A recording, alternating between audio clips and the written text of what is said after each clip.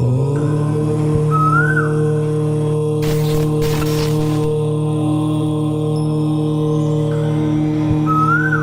నమ శివాయ. శ్రీ విష్ణు రూపాయ నమః.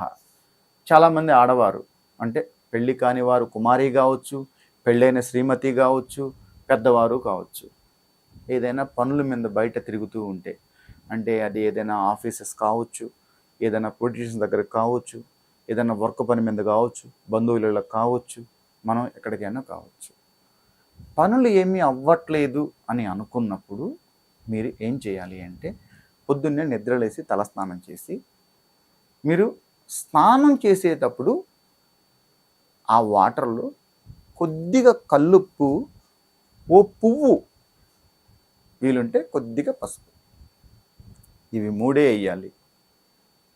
గుర్తుపెట్టుకోండి, ఓ పువ్వు, కొద్దిగా కల్లుప్పు, చిటికెడు పసుపుతో మీరు తలస్నానం చేసి మీ కాళ్ళకి పసుపు రాసుకొని మీరు తర్వాత బయట వెళితే ఆ పని 100% అయిపోతుంది. ఇది మంగళ స్నానం అని అంటారు. ఈ స్నానం చేసి మీరు వెళితే 100% మీరు వెళ్ళిన పని ఖచ్చితంగా అయిపోతుంది. ఇది ఎప్పుడెప్పుడు చేయాలి? ఖచ్చితంగా మీరు ఇంట్లో ఉన్నప్పుడు కూడా శుక్రవారం నాడు చేయొచ్చు, టెంపుల్కి వెళ్ళే ముందు చేయొచ్చు, ప్రయాణాల్లో ఉన్నప్పుడు చేయొచ్చు, ముఖ్యమైన పనులకు వెళ్ళే ముందు చేయొచ్చు. కొంతమందికి పనులు బాగా ఆటంకం అవుతూ ఉంటాయి. ఆడవారు ఆడబిడ్డలు ఎంతో కష్టపడుతూ ఉంటారు. అంత కష్టపడుతూ ఉన్నారంటే ఇంట్లో బాధ్యత కలిగిన తండ్రి అయినా ఉంటాడు, పట్టించుకుని అన్న అయినా ఉంటాడు, తాగుబోతు భర్త అయినా ఉంటారు. కానీ వాళ్ళ బిడ్డల కోసం, కుటుంబం కోసం, వారి కోసం వాళ్ళ జీవిత పైన మాత్రం ఆపరు.